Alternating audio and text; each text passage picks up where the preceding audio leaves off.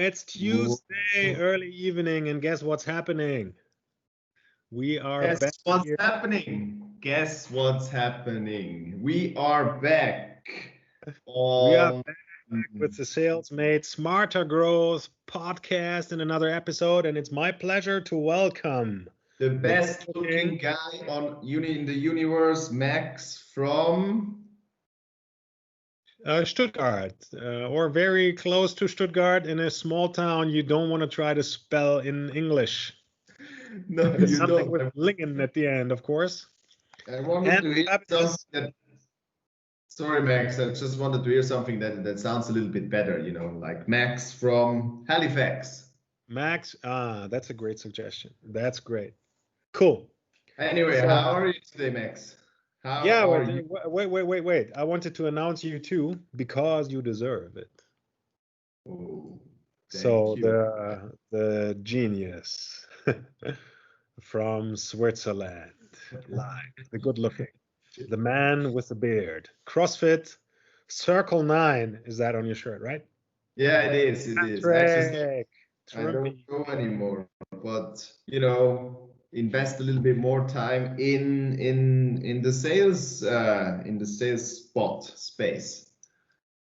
Yeah. That's good. Yeah, it's a lot of fun actually. It's a lot of fun, and I hope you guys have seen the first and the second commandment and are looking forward to hear the third. Yes. That's what we're going to do today, are we? That's a very good point. So welcome everybody in front of the screens. Thanks for tuning in again. If you haven't, have a look at episode 1 and 2. We had interesting conversations there about why you got to have a why. It's interesting. Everybody's talking about it. We looked a little bit into the practicability and what makes it pragmatic to have a purpose, a reason, and so forth. Then we looked at Sun Tzu and talked through what the art of war had to do with sales. Yeah. I mean, we're always talking about growth in the sense of a joint function between marketing and sales, actually. We'll have an episode on that. And today, like Patrick said, we're looking at number 3. Looking at pick a fight.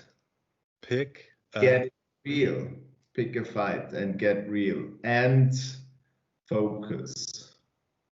Yes. These are like buzzwords, as I thought in the last time when we talked with the preparation kind of thing. That's all say, prepare for the stuff. But I thought that was really well applicable the last time. If you do apply the first and the second commandments, I honestly believe, and I experienced it, you will have more success with your sales stuff, 1,000%. Yeah, and that's also something I wanted to share. If you're sitting in front of the screen, you're taking the time to listen to this, please be our judges. Write your comments below here, wherever this video may appear on YouTube or LinkedIn. And let us know questions you have. If you tried to apply stuff that we told you, we feel responsible for that. We're not just telling you so we have something to say, although this is like very enjoyable for us. We're doing this for the reason that you can actually use some of this and apply it and take what you're already doing and make it maybe a little bit better. And today, picking a fight, that is something that it's very important. And we could also have called this episode or this rule, the SalesMade's rule, the commandment number 3, we could have called it singularity. And like Patrick said, we could have called it focus. We could have called it like the Gary Keller bestseller, the one thing, right? We could have called it the rule of ones. And this is all about the fact that in business, it doesn't matter if it's in marketing or in sales, or when you have like a busy week ahead and you have to prioritize, you always come to a point where you're making that decision. Do you go narrow or do you go broad? Right? What do you have to focus on? Yeah. The commandment is exactly, we want you guys to understand that from our experience, it makes a lot more sense to do one thing and do one thing over and over again. And yeah, a question to you, Patrick. While we are disclosing this, if you had to make a choice when it, for instance, when it comes to the niche, the dream customer, the ideal customer, it's easy to be afraid that you could miss out, right? I mean, where you're standing in this stream of potential business, the water is running towards you, you can get you like really wet and enjoy it. So now people tell you to take the small bucket and focus on one niche. I mean, what's the reason behind that, and what would you do actually, personally? Very good question. Very good question. I think that question also is especially for startups, right? For people who build their own stuff, who wanna solve a problem out there, who wanna get out with their product, or who want to just become independent, do something, and then find some people to sell to. And in my experience, it's not gonna work very well if you try to have, how do you say that in German? You know that, Max? What's that saying? Die eierlegende Wollmilchsau, right? You build a product. Oh yeah, like being all things to all people, or trying to be like everything to everybody. Yes. And whenever I hear that, whenever I hear somebody, oh, we can solve anything, you know, any problem. Wow, then I'm like, I'm becoming skeptic. I'd say I'm becoming skeptic. No one can solve all the problems. No one, and probably my experience was, when they are telling you they solve all the problems, they don't sell any of the problems really well. And imagine you have something that tries to solve a little bit of everything. Now, when you face competition in one of the specific areas, let's say you target R&D departments, you target chief sales officers, you target chief technology officers with something, and then somebody appears who is targeting especially technology officers and have a specific solution for their problem.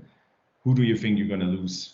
Those chief technology officers in the long run? For sure, you're going to lose them to your competition, who is actually focusing on something, not only the product, but also the messaging and everything. I mean, it's very, for me, it's pretty obvious to focus and really narrow it down. Focus on one persona, try to solve one problem only. If you do that, you'd be most successful in the shortest amount of time, for sure. If you only have one use case, I mean, guess how easy that is to sell, right?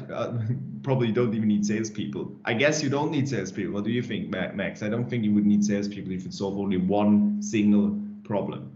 That would be actually quite easy and quite low-cost selling.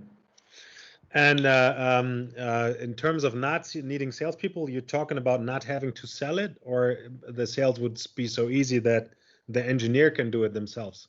No, the engineer. I guess the marketing guys. So you'd rather focus on marketing on a specific. Also there again, on a specific marketing niche. You may test 2 or 3 things, 2 or 3 channels that you're going to use. Maybe test LinkedIn, emailing, whatever, all the channels, to targeting blogs, go on blogs, wherever your target people are, persona is.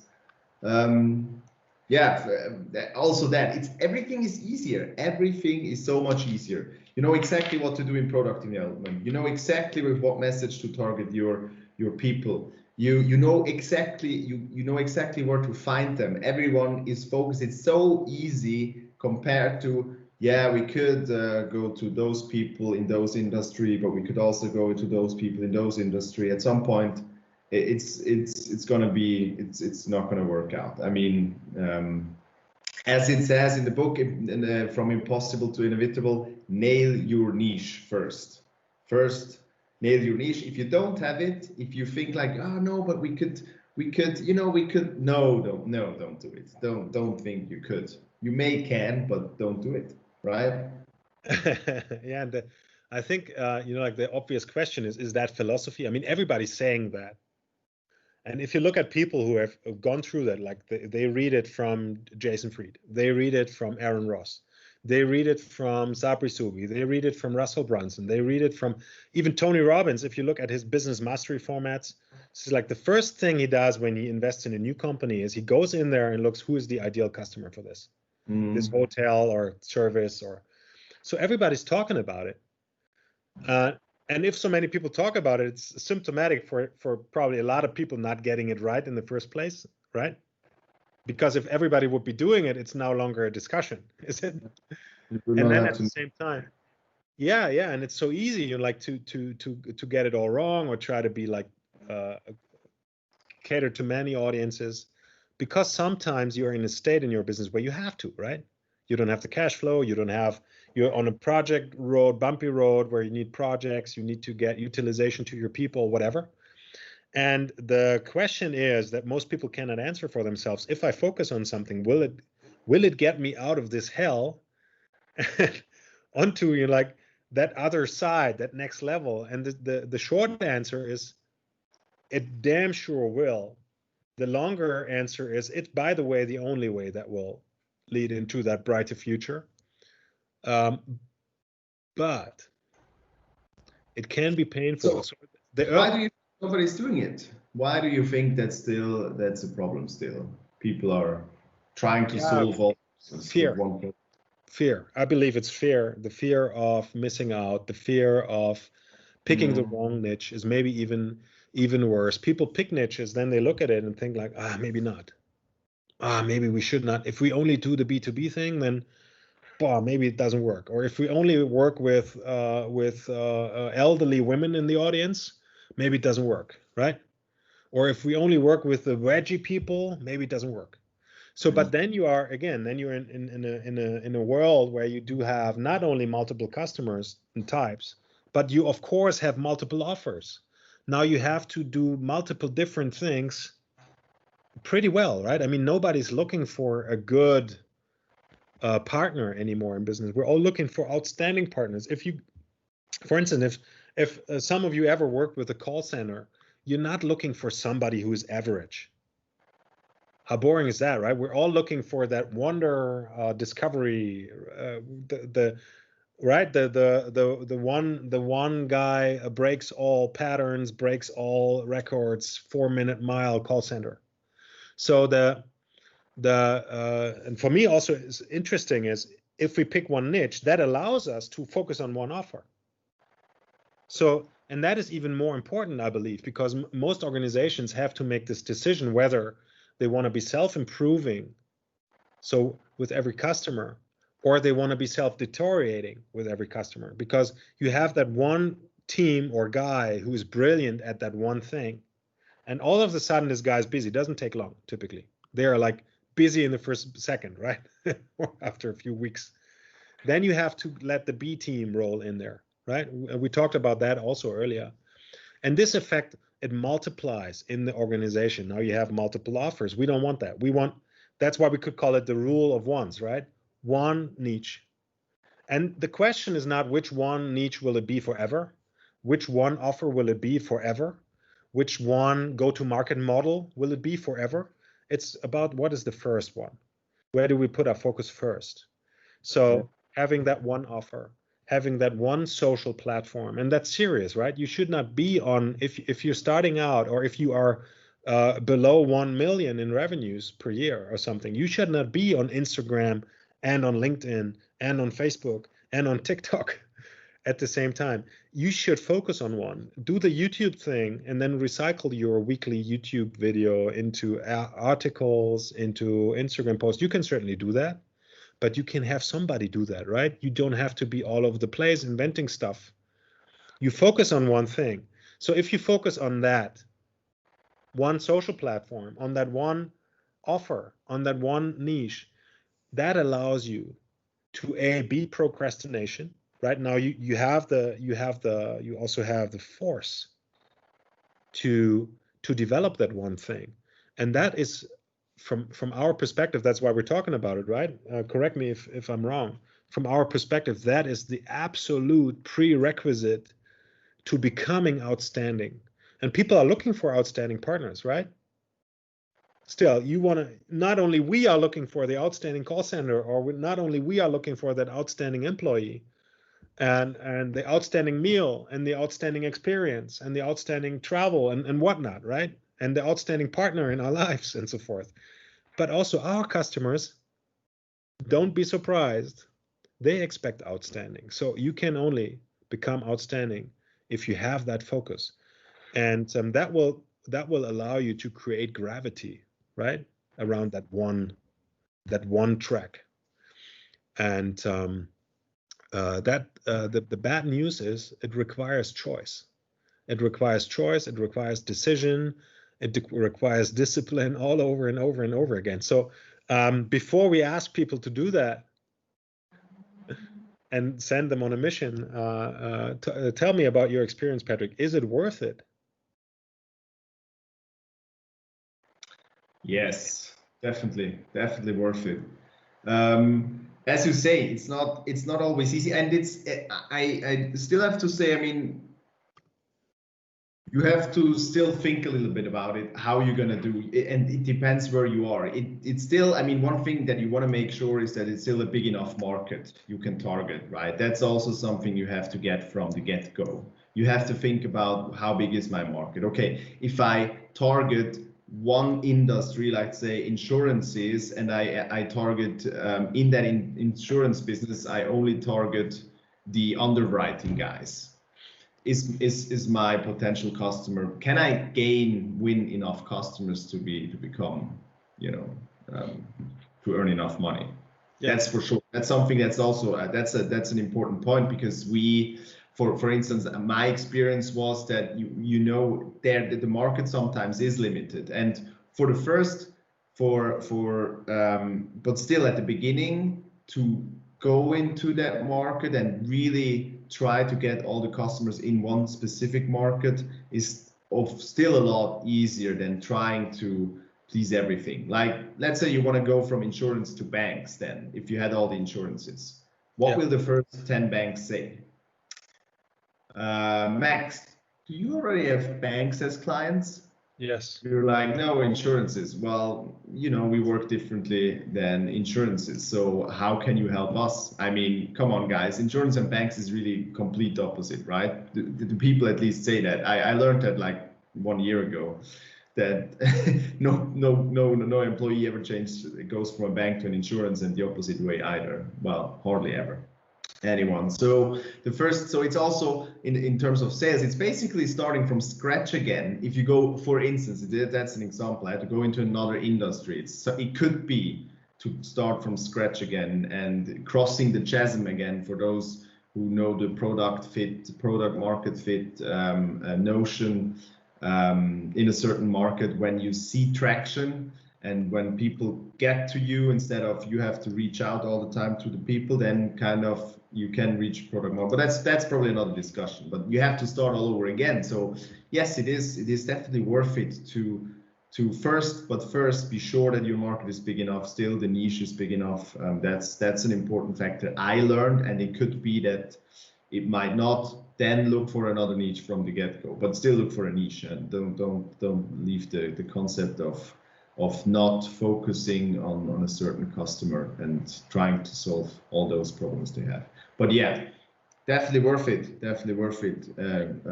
for all the functions and for the growth of the company, for sure. Yeah, and what you said there I think is very descriptive, right? I mean, if you go to that bank guy, and the first thing they want to see is, are you outstanding? Have you done it, right? Can you prove to me, please, that I'm not wasting my time here? And it's like that rocket during liftoff. It burns all the fuel during liftoff. So if you try to attack at all places at the same time, not only will you be facing much more competition, but also your 4 rockets, you distribute the fuel, your 4 rockets, they will lift off, and then they will all crash down, right?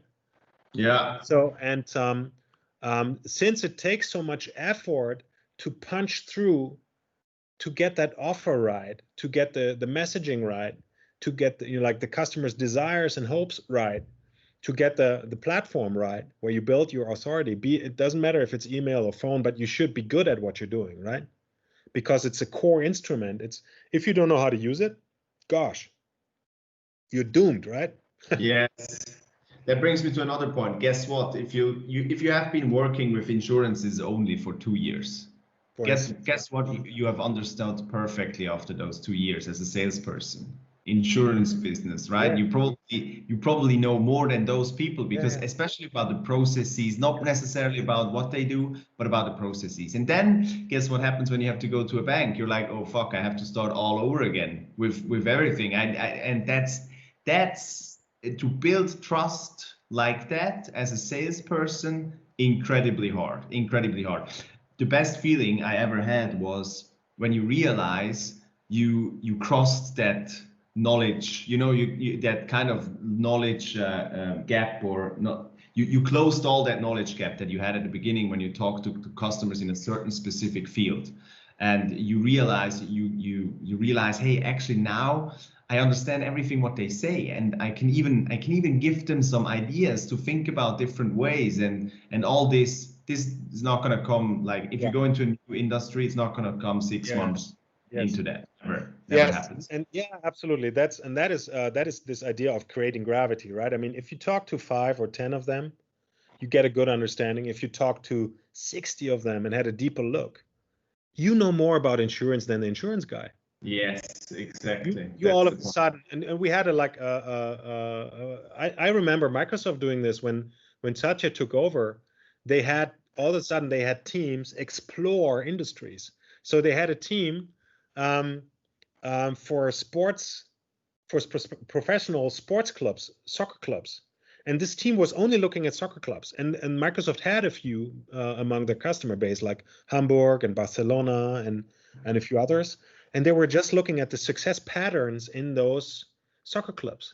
So now if you are like a second or third league soccer club, you don't get that data. You don't get that information. All of a sudden, Microsoft has it. Now, where does gravity pull you? If you say, okay, we got to digitize our fan relationship, I got to digitize my stadium, I want to stream to the web because we now have COVID or whatever, who do you talk to first? If you know that there's a lot of people know about streaming, but only one knows about the connection between streaming, fan relationship, points, like in terms of loyalty. So if you are the one being able to make that connection, and you can even talk about it publicly and say like, hey, you guys ever wondered how to improve your fan relationship? And who hasn't, right? Yeah. Join our webinar here or join the discussion and so forth. So it's exponential. Like a lot of things in life, it's exponential. And it's easy to give up down here if you don't see it for yourself, if you don't believe it, if you don't think it's possible. It's really easy to sabotage yourself down here, right? Yeah. And then there's so much proof on the other side that once you make it through that, like you said earlier, it's like a threshold, right? You got to jump over it. And it may not be easy, but it's simple, right? The idea is simple. Just retry and retry. And we have this Rocky quote. We thought earlier when we were discussing this episode, we thought it's a perfect fit with our headline, right? We say pick a fight. And then we have Sylvester Stallone and in his role as Rocky. What does he say about punching? What does he say about punching? I actually thought how long do you need to punch? Sorry? How long do you need to punch? Keep punching until gravity pulls. Until you're off your feet, for instance. Yeah, until you go knockout, or keep punching until the music stops, right? So this is a game of perseverance. This is a game of endurance. And we all know it, by the way. A lot of people are freaking out about COVID, and that it's absolutely understandable. At the same time, I mean, nobody founds a business in order to have more security in their lives, right? More certainty. So this is Yes. exactly the time. I mean, now is winter, and now is where we all strive, right? But you gotta be able to punch through it. I love this quote, but I love this quote also, and that is maybe a recommendation. We'll post a video interview down here between Tony Robbins and Sylvester Stallone. It is crazy good. If you don't know how Sylvester Stallone become an actor, everything he does is the living proof for this strategy that we talked about today. So this is not only true in software business. This is not only true in technology marketing. This is something that applies to a lot of things. If you want to make it to the top, I don't know, 10%, 3%, maybe 1%, this applies. And we'll post a video and tell us what you think about it. Sorry, Patrick. No, say again that quote. What was the quote again, Max? The quote is keep punching until the music stops. And the idea is you punch until you get knocked out, right? Because as long as you're punching, you don't know, there's this lucky punch waiting for you, right? It's waiting. And sometimes you get it. And you know, like there's 1,000 other quotes that would make sense here. I loved this one because we started with picking a fight. We're closing with Rocky. It's beautiful. The guy is beautiful. And your memory of quotes is beautiful, Max. Like, yeah, outstanding. I stole this one from Tony Robbins, this whole Rocky story. I heard it the first time from Tony Robbins, and it's hard to forget, I got to tell you. If you've seen the story, it's really hard to forget. It's inspiring. And I suggest you don't forget that one. I really suggest try it out. Give us feedback. Yeah, all you guys out there, try this. I assume probably there might be questions. Feel free to post them under this video. We are here to explain the stuff better if we didn't explain it good enough. We are here to look at what you're struggling with, and we can always jump on a live like we offered that last time. If you have questions, we can always have a Zoom with a limited group of people, or Microsoft Teams or WebEx, whatever you prefer. We love them all.